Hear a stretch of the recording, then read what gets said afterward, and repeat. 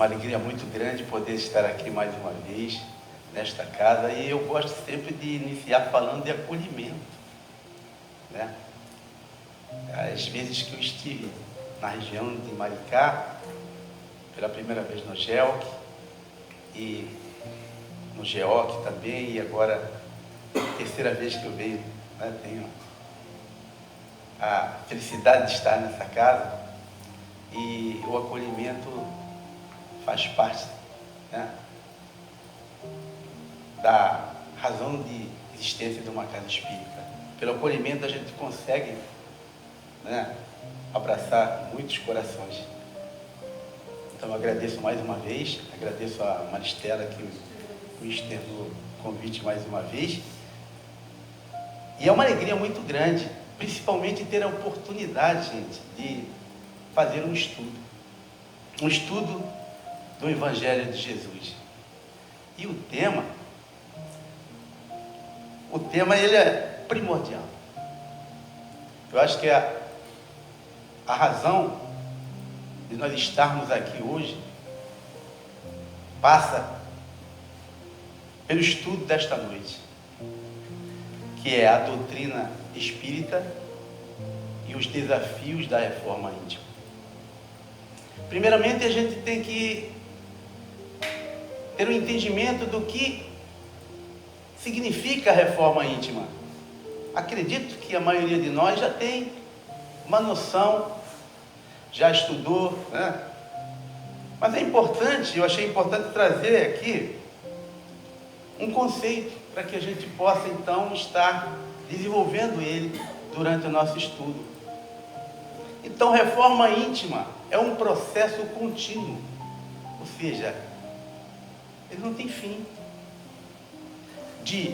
Primeira coisa, de autoconhecimento. Então, nós necessitamos nos conhecer. De transformação moral. Nos conhecendo, nós teremos condições de ver o que nós temos que melhorar, não é isso? Para que nós possamos, então, aprimorar a nossa caminhada espiritual rumo ao nosso objetivo, para o qual Deus criou a cada um de nós, que é alcançarmos a perfeição. Não a perfeição equiparando a Deus, não. É uma perfeição relativa. Porque tem um capítulo no Evangelho que fala: sede perfeitos. Então Jesus falou para nós: sede perfeitos, assim como é o vosso Pai Celestial. Então nós temos sim que estabelecer em nossa vida um projeto para que nós possamos nos melhorar. Já que a reforma íntima é um processo contínuo de autoconhecimento, de transformação moral, a gente precisa então estabelecer um projeto de reforma íntima. E como nós vamos falar da reforma íntima, né,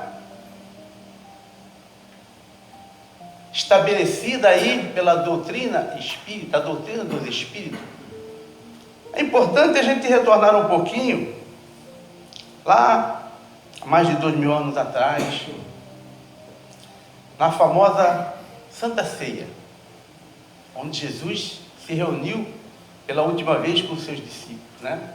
Um momento muito difícil, delicado, visto que seus discípulos estavam apreensivos. Afinal, eles iriam, né, se separar do seu mestre, do seu orientador espiritual, a qual eles caminharam há mais de 3 anos. Então eles estavam bastante assim, tristes. E Jesus, conhecendo os seus corações, ele começa a dar uma série de orientações para poder, né, acalmar aqueles corações. E entre eles, narrado por João no capítulo 14, versículo 16 e 17, Jesus diz: se me amais, cumprais os meus mandamentos. E eu rogarei o Pai, e Ele vos enviará um outro Consolador, o Espírito de verdade, que ficará convosco eternamente. E vos ensinará todas as coisas, e confirmará tudo aquilo que eu vos tenho dito. Jesus, então, estava nos apresentando a doutrina espírita, que é a ciência que trata da origem, da natureza e do destino dos espíritos, bem como sua relação, sua interação com o mundo corporal, tendo em Kardec o seu organizador. Chamamos muito de codificador, né? Que significa organizador. Então Kardec organiza para nós os ensinamentos dos espíritos. E é por intermédio dessa doutrina, como a irmã falou muito bem, esclarecedora, né? A doutrina consoladora, mas que não só vem nos consolar, mas também vem trazer ferramentas importantes para que a gente possa fazer a reforma interior. Se pararmos para olhar como é que está a nossa sociedade hoje. A humanidade hoje está cheia de engenheiros de obras exteriores. São edifícios moderníssimos, casas super modernas. Criaram uma cidade no meio do deserto. Foi Dubai.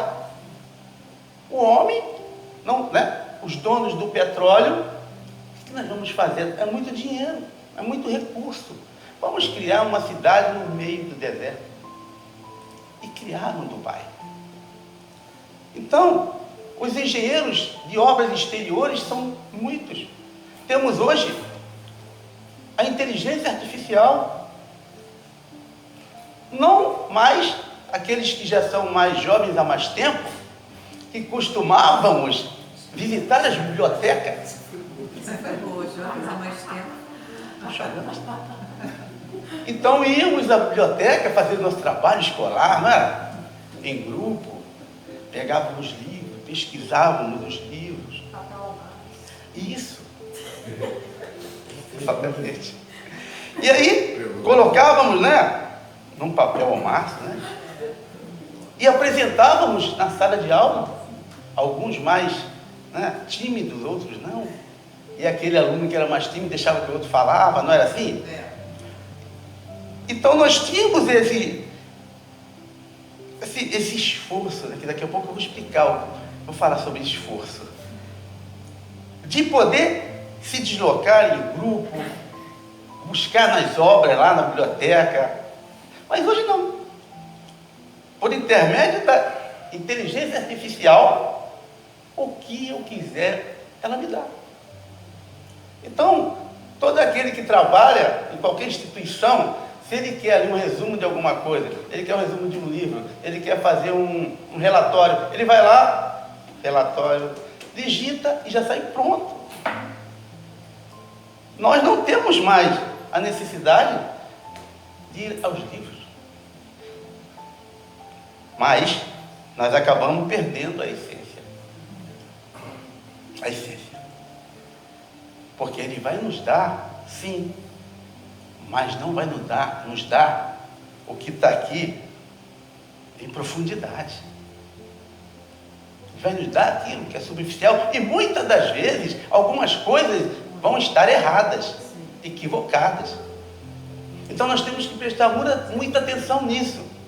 Então hoje nós somos uma sociedade movidas, sim, por esses recursos, essas ferramentas modernas.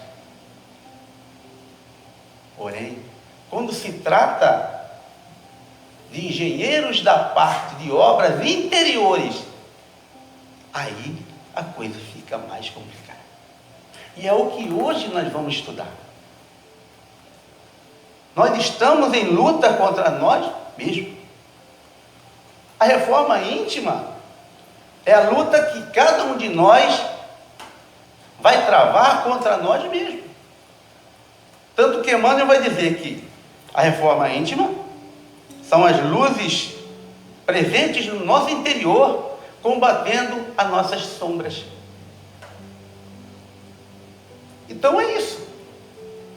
O que tem atrapalhado a nossa caminhada? Nós mesmos. E essa doutrina, ela apresenta para nós de maneira muito clara. Muitos de nós aqui já ouvimos várias e várias palestras, seminários, falando de reforma íntima. E aí, novamente reforma íntima. Sim, sabe por quê? Porque nós não conseguimos avançar ainda.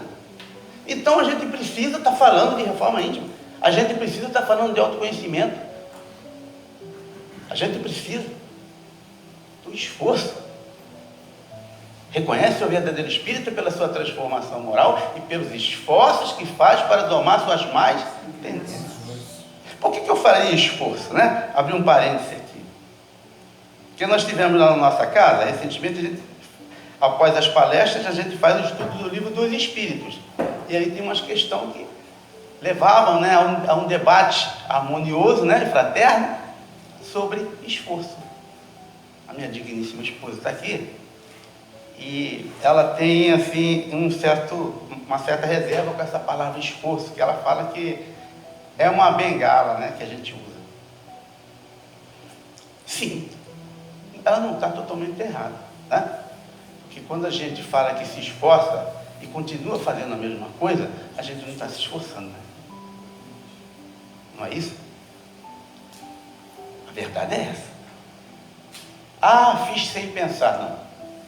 Ninguém faz nada sem pensar. Antes de fazer qualquer coisa, a gente pensou. A velocidade do pensamento. A gente pensou. Então, quando a gente fala em esforço, e eu trouxe aqui o significado de esforço, né, é o uso da força, energia ou foco para fazer algo difícil ou alcançar um objetivo. Coragem, dedicação e trabalho duro.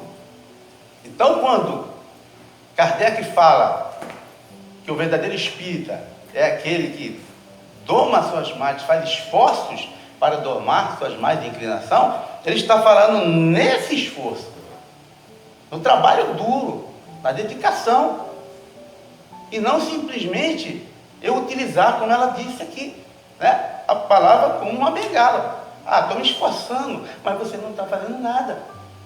Da mesma forma que aquela pessoa que está procurando um emprego, né, mas ela está balançando na rede, deitada, e ela diz assim, com a ajuda de Deus aí de vencer. Ela vai vencer, deitada na rede, balançando.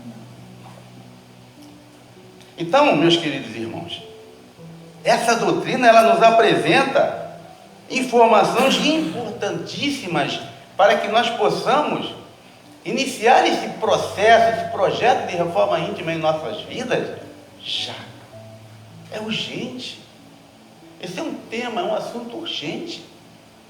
Não adianta eu ficar frequentando a casa espírita ou qualquer outra denominação religiosa, saber ler toda a codificação, obras subsidiárias, as obras complementares, participar dos estudos, né, entrega de quentinha, da obra do berço, uma série de situações, se eu não me torno uma pessoa melhor. Se eu, dentro do meu lar, eu continuo sendo aquele tirano doméstico, aquela pessoa intragável.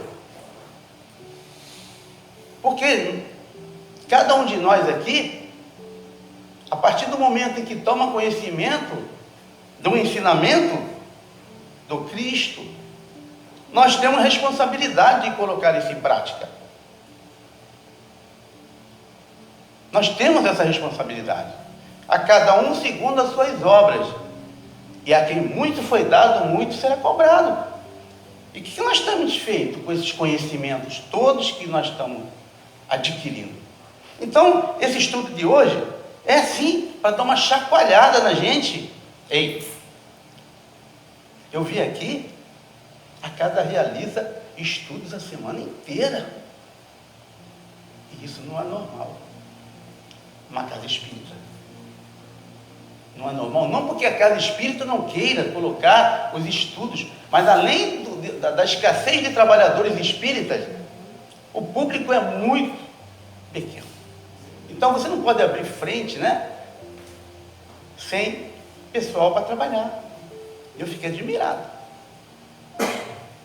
com o calendário aqui, segunda, a semana inteira. Então, gente, a gente precisa estudar. Mas a partir do momento em que nós estudamos, adquirimos conhecimento, a gente tem que colocar em prática. Senão nada vai mudar. De nada adianta. E aí eu faço referência, sem nenhuma crítica, a uma canção católica que diz assim: Senhor, eu quero entrar no santuário para te louvar. Ó, dai-me mãos limpas e um coração puro, arranca a vaidade, ensina-me a amar. A doutrina espírita não é para qualquer um, como diz o nosso querido Raul Teixeira, é para quem aguenta. Porque se você olhar a letra dessa música, ela está pedindo para Deus dar a ela. Deus, eu quero um coração limpo, arranca a vaidade, ensina-me a amar. A doutrina espírita não é dessa forma. A responsabilidade é sempre nossa. Então, como nós estamos estudando, nós estamos recebendo o ensinamento, o conhecimento, a responsabilidade é nossa para colocar em prática. Agora, a gente sabe que a doutrina apresenta para nós o quê? De acordo com nossa vibração e sentimento, nós estamos aqui com uma nuvem de testemunhas. E quais são essas nuvens, quais são essas testemunhas que estão ao nosso derredor? Vai depender do quê? Da nossa vibração, do nosso pensamento, do nosso sentimento, da nossa vontade. Então, a cada um segundo suas obras, nós somos responsáveis por tudo que nós fazemos. Então, o que a doutrina traz para nós? É difícil, porque nós estamos num mundo de provas e expiações. Nós ainda estamos no nível evolutivo, ainda que somos egoístas, que somos vaidosos, que somos ambiciosos. A ambição demais é ruim, que temos ciúme, muitas vezes temos inveja. A pessoa fala, inveja boa. Não existe inveja boa, né? Não, inveja boa. É. Então, cada um de nós é uma folha em branco que Deus nos dá a oportunidade, todos os dias, quando despertamos, da gente reescrever a nossa história. Então, quando a gente desperta, a primeira coisa que a gente tem que fazer, se já não fazemos, é orar. Por estar despertando, por estar tendo a oportunidade de mais um dia. Porque a reforma íntima consiste no esforço diário, para que nós possamos vencer o nosso egoísmo, nós possamos vencer o nosso orgulho, a nossa vaidade, diariamente, praticando o chamado esforço, mas o esforço com dedicação, com coragem, com foco no objetivo, é de nos tornar espíritos melhores. Porque nós não fomos criados por acaso, nós fomos criados para amar. Nós fomos colocados para viver em coletividade, em comunidade. Aquela pessoa que acha que vai evoluir morando sozinha, destacada do mundo, não vai. Nós precisamos do outro para evoluir. Nós precisamos um dos outros. Então nós vamos agora, o que a doutrina fala para nós então, para que nós possamos conseguir começar a nossa reforma íntima? O que ela nos apresenta? O primeiro passo, nós falaríamos que seria o autoconhecimento.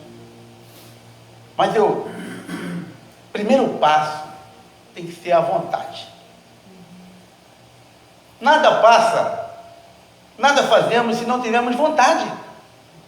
Se eu não tiver vontade de fazer o autoconhecimento, eu não vou iniciar processo nenhum.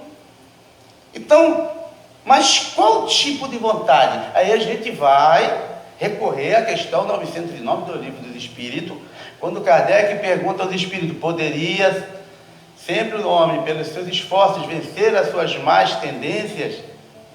Os espíritos falam: sim, e fazendo esforços insignificantes. O que lhe falta é vontade. E ainda ele continua: quão poucos de vós fazem esforços.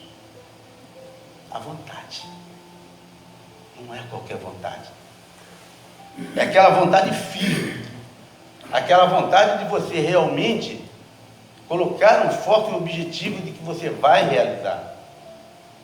Então, para que eu possa começar o meu projeto de reforma íntima, eu preciso ter vontade.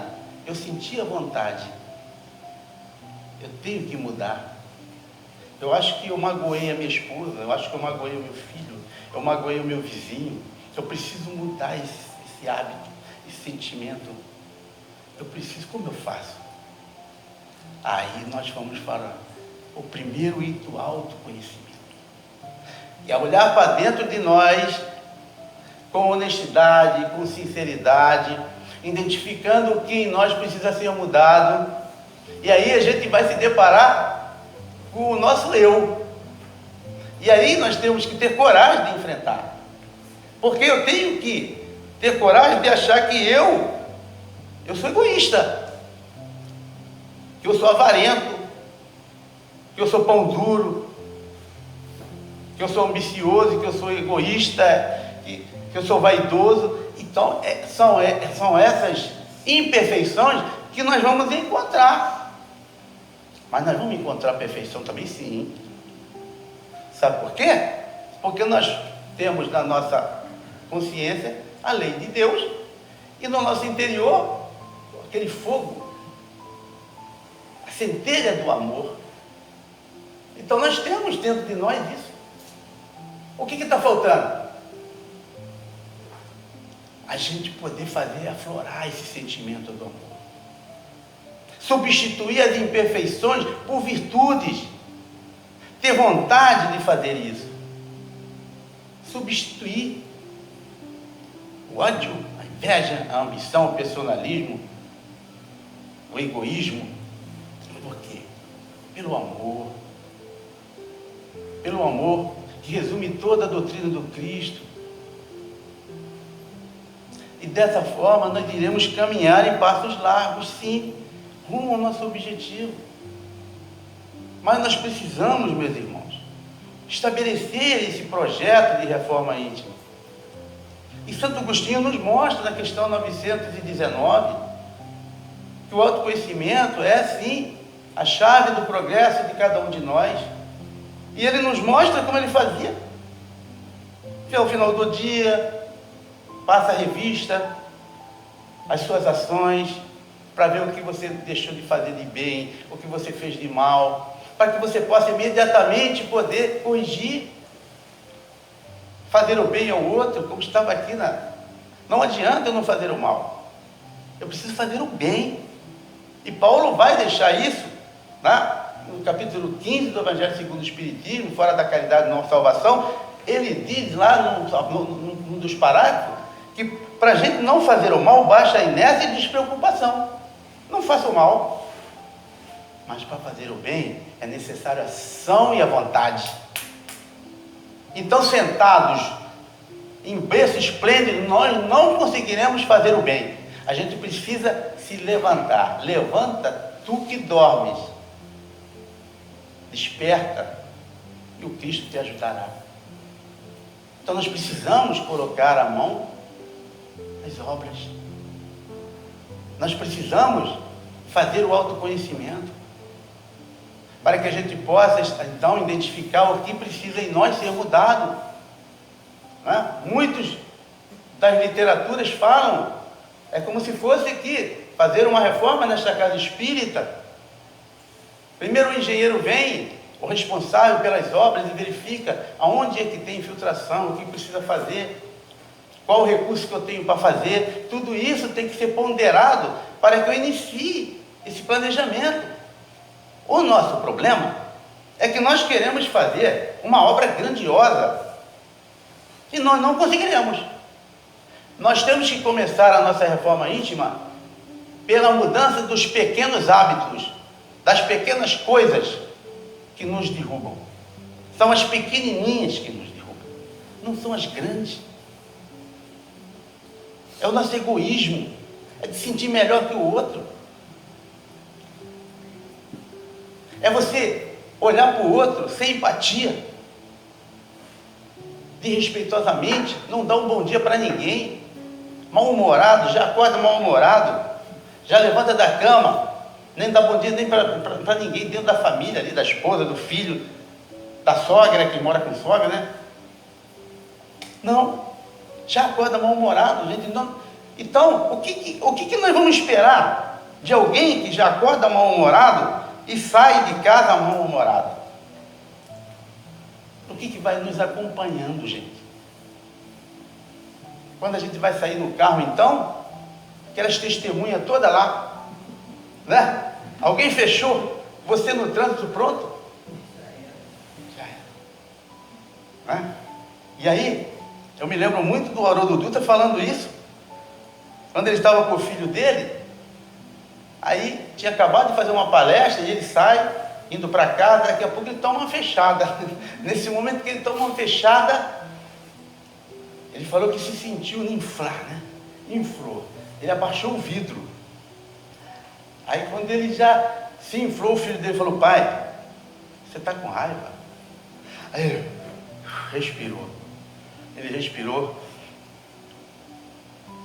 Já pensou se essa pessoa aí, se eu queria xingar, né? Se eu já pensou se essa pessoa aí é um daqueles que te segue e assiste suas palestras? Nesse momento ele cai em si, respira e segue. Ou seja, são pequenas coisas que nos derrubam. Eu saio daqui, poxa, a ambiente é ótimo, a preparação ótima, né? Saturado de energias balsamizantes. E quando eu saio daqui na primeira fechada, acabou tudo. E é contra isso que nós temos que lutar. O momento em que aquela pessoa me fecha, e eu não vou abaixar o vidro, eu não vou xingar, apesar de que eu vou ficar, sim, que nós temos aquele sentimento de raiva, mas começa tudo quando eu consigo me conter. A gente não vai mudar de uma hora para outra. Ah, me fechou, já criou uma asinha de anjo no carro, não vai criar. A gente precisa, sim, respira, dá uma batida no volante e segue em frente. Mais tarde, mais à frente, você vai ver que aquilo foi um livramento. Porque se você xingasse, poderia ter um outro que está pior que você ainda, né? E o que ia acontecer? Então, meus queridos irmãos, a nossa transformação começa pelas pequeninas coisas, do nosso dia a dia, dos nossos hábitos rotineiros, dos nossos pensamentos. O que eu tenho pensado? O que eu tenho falado? Será que eu tenho falado mal do vizinho? Tenho falado mal do companheiro da casa espírita? Né? Porque às vezes a gente, dentro da casa espírita, a gente procura ser fraterno. Mas daqui a pouco a gente vai trabalhando em conjunto, né? Como toda a coletividade, a gente vai se unindo, um vai conhecendo o outro, e aí a gente começa a questionar o trabalho do outro. Então essas coisas que a gente tem que evitar.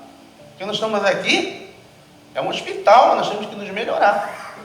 Somos pacientes, 24 horas como pacientes, e nós precisamos nos melhorar. E qual que é o antídoto? Qual que é a receituário?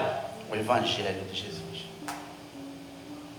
Então é isso, meus queridos irmãos, que nós temos que buscar. Não precisa de muita coisa, de várias coisas, mas você tem que ter vontade, você tem que ter autoconhecimento, você precisa vigiar e orar, né?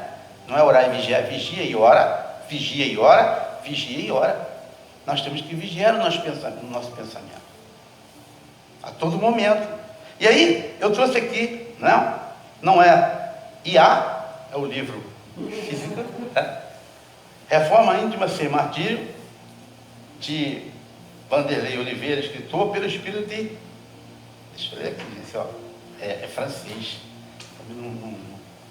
Pelo Espírito... Eu anotei aqui. Hermans Dufour. E ela traz para a gente, eu achei interessante a gente, para falar aqui, para a gente estudar junto, alguns aspectos aqui de roteiros de combate, vigília e treinamento para instauração das linhas éticas no processo autotransformador. Então, isso aqui vai nos auxiliar nesse processo de autotransformação, nesse processo da reforma íntima. Então, nós fizemos a vontade, nós já tivemos a vontade, eu necessito, eu vou fazer o meu processo, o meu projeto de reforma íntima, vou me autoconhecer e vou identificar aqui o que precisa mudar. Então, ela nos ajuda. E uma das coisas que ela bota aqui é postura de aprendiz. Nós necessitamos ter conhecimento, estudar, participar de grupo de estudo, né? Vocês já fazem isso. E quem não faz, se puder buscar, se for de maneira presencial, online, várias casas possuem esse tipo de ferramenta, né? Online, procure estudar, tá? Então nós somos eternos aprendizes. O conhecimento, ele vai nos auxiliando a nos ajudar também a nos transformar moralmente. Observação de si mesmo. Ele diz aqui, é o estudo atento de nosso mundo subjetivo, ou seja, é o espaço interior de cada um de nós. Nós temos que conhecer nossas emoções, que engloba aqui pensamentos, sentimentos e ações. Então, temos que observar isso tudo. O que eu tenho pensado? O que eu tenho feito, né?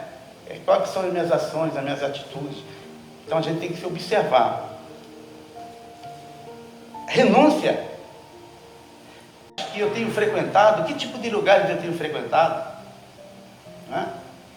Lugares que são edificantes, que vão me auxiliar ou não? Então a gente tem que observar isso, tá? O ambiente que nós estamos frequentando também vai nos ajudar muito. Porque de acordo com o ambiente nós temos o que? As companhias. Então a gente tem que vigiar isso. Aceitação das sombras. Nós somos espíritos milenares. Nós trazemos tendências de várias encarnações, não é? Então a gente precisa trabalhar isso, mas não achar que isso nos culpar o tempo inteiro. A gente tem que procurar nos melhorar. E quando é que isso acontece? Quando a gente continua cometendo o mesmo erro. Às vezes são coisas já de muitas encarnações. Então é difícil. Então a gente não pode desistir.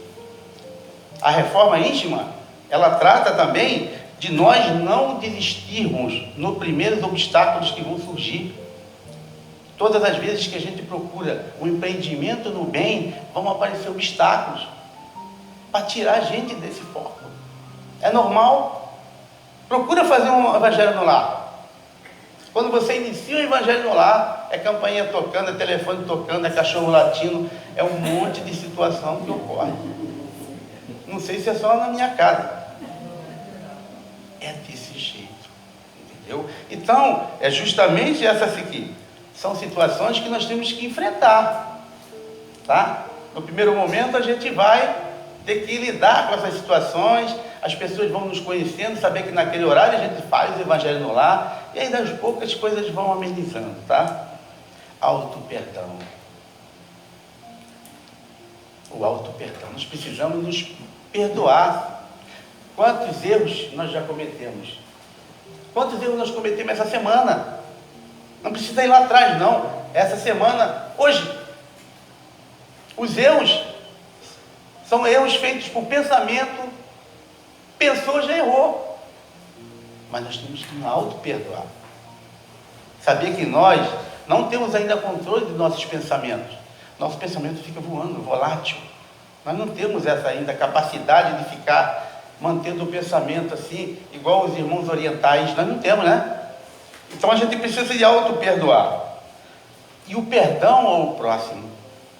E aí, eu vou citar aqui uma canção, né? Uma parte da canção que diz: perdoar não é somente estender a mão e dizer eu te perdoo, meu irmão. Usar a voz é fácil, estender a mão também. O difícil é revelar o coração. Então, quando a gente fala em perdão, a gente não precisa fazer teatro. A gente tem que trabalhar sim esse perdão dentro de nós. Perdão não é esquecimento. Perdão é trabalhar para que nós não nos soframos mais com isso e nem desejemos o mal do outro. Mas que eu vou esquecer o tapa que me deram, eu não vou esquecer. Não tem aquela frase que quem bate esquece, não é isso? A gente não esquece, mas a gente vai trabalhando de maneira que aquilo não vai me fazer mais mal. É por isso que eu achei muito interessante essa estrofe dessa música. Não é só estender a mão e dizer eu perdoo, meu irmão. Usar a voz é fácil, estender a mão também. Difícil é revelar aqui. O que está aqui dentro do coração? Então é isso que nós temos que fazer. Trabalhar no sentido de que eu não mais sinta rancor, raiva e mágoa do outro. Cumplicidade com a decisão de crescer. O objetivo da renovação espiritual é gradativo e exige devoção. Não é serviço para fim de semana durante nossa presença nas tarefas do bem, mas serviço continuado a cada instante da nossa vida, onde estiver. Ou seja, a reforma íntima não vai ser finalizada no final de semana. É um processo contínuo. E vai depender de cada um de nós. Quantas existências ainda nós teremos para nos transformar em um indivíduo melhor. Porque depende de cada um de nós a mudança do nosso órgão. Nós falamos muito em paz, queremos a paz, julgamos as pessoas. Nós estamos fazendo a nossa parte como espíritas cristãos. Nós somos espíritas cristãos, trabalhadores de Jesus. Está lá no livro Evolução em Dois Mundos, que nós somos semeadores do Cristo, semeadores em plano menor. Em plano maior, Jesus com seus emissários celestes, e semeadores em plano menor, todos nós das inteligências humanas. Então nós precisamos semear, cada um de nós, que possamos ser semeadores do Cristo. E nós temos essa condição, basta a vontade de cada um de nós. Então essa transformação, ela não é de uma hora para outra. Começa gradativamente pelas pequenas coisas e aí para as mais complexas. E se a gente começar hoje, a gente vai se surpreender que daqui a pouco a gente já mudou vários hábitos. Daqui a pouco a gente conseguiu alcançar aquilo que a gente achou que não conseguiria, que era uma coisa complexa. Mas a gente precisa iniciar por intermédio da vigilância e da oração. Vigiar nossos pensamentos, sentimentos e ações e orar a Deus. Que por intermédio da nossa oração, nós vamos atrair para nós os benfeitores espirituais que vão nos auxiliar nessa empreitada, que é difícil. Mas nós precisamos orar para receber esse auxílio, porque nós nunca estamos sozinhos. Deus não nos abandona. Nosso anjo da guarda também não nos abandona. Então nós temos esse irmão conosco. Possamos utilizá-lo da melhor maneira, vibrando, né? Positivo sempre. Trabalho. Nós temos que trabalhar, meus irmãos. A nossa irmã ali, eu fiquei muito feliz que eu cheguei, né? A gente conversou um tempo atrás, e hoje ela já falou para mim assim: eu sou uma tarefeira, eu estou dando passe. É trabalho. Então a pessoa chega na casa espírita, precisando de um auxílio, daqui a pouco ela integra aquele grupo de tarefeiro e está trabalhando, está auxiliando o outro. A gente precisa trabalhar. O trabalho edifica o homem, não é isso? E a gente precisa, tem muita coisa para se fazer na casa espírita. Se você ainda não é um tarefeiro, mas se você pode auxiliar, fique à vontade. Não é entre você e a casa espírita, não. Vai ser sempre entre você e Deus, como diz a nossa irmã, né? Madre Teresa de Calcutá. Sempre vai ser entre você e Deus. Então, não precisa, não quero entregar, não quero ter esse comprometimento na casa espírita, mas eu vou ser um doador ali, fixo, né, da cesta básica, da roupinha de bebê, da sopa. Isso é trabalho. Você está auxiliando. Então vamos arregaçar as mangas e trabalhar. A casa precisa ser limpa. É um sábado, um dia, não sei quando é que é feita aqui a limpeza, mas a casa, para receber as pessoas, precisa estar limpa. Se você não quer ser um coordenador, né, um palestrante, você pode fazer a limpeza da casa, é trabalho. E isso vai nos ajudar, sim, na nossa transformação. Todas essas, né, essas propriedades, essas virtudes aqui, né, tolerância, amor incondicional, não vai dar para ler tudo, sempre. Né? Mas nós vamos fechar com a caridade. Todas essas questões aqui vão nos auxiliar na nossa transformação moral, na nossa reforma íntima, que nós possamos começar hoje. E aí a gente vai fechar, né, para concluir com a caridade. Porque a caridade é o amor em movimento, não é isso? Caridade é o amor em movimento. E a gente vai fechando com as palavras de Paulo, no capítulo 15, fora da caridade não há salvação, quando ele fala que fora da caridade não há salvação. Nessa máxima estão condicionados, instituídos os deveres dos homens no céu e na terra e no céu. Porque na terra, aqueles que estiverem sobre a sombra desse estandarte chamado caridade, eles viverão em paz. A gente vai viver em paz se a gente praticar a caridade desinteressada, não só a caridade material, a caridade moral, que é a mais difícil. A gente tem condições disso, de emprestar o ouvido, de emprestar o ombro, de emprestar um abraço. A gente possa fazer isso, porque, como diz Paulo, viveremos em paz na terra. E no céu, acharemos graças diante do Senhor.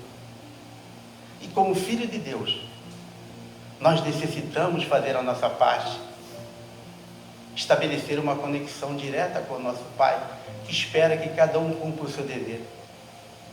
E nós temos essa condição, basta que a gente tenha vontade, basta que a gente trabalhe, basta que a gente possa olhar para o lado e a gente vai encontrar no irmão ali alguém que necessita do seu olhar, do seu bom dia, do seu sorriso. Que nós possamos fazer essa transformação, esse empreendimento, esse processo contínuo chamado reforma íntima, todos os dias nos esforçando verdadeiramente. E vamos utilizar uma das maiores virtudes para fazer isso, para fechar a nossa palestra. A gente fecha com 1 Coríntios capítulo 16, versículo 14, onde Paulo diz para nós que todas as nossas coisas sejam feitas com amor. E com amor, eu desejo a vocês uma noite abençoada. Que Jesus esteja com cada um de nós. Obrigado.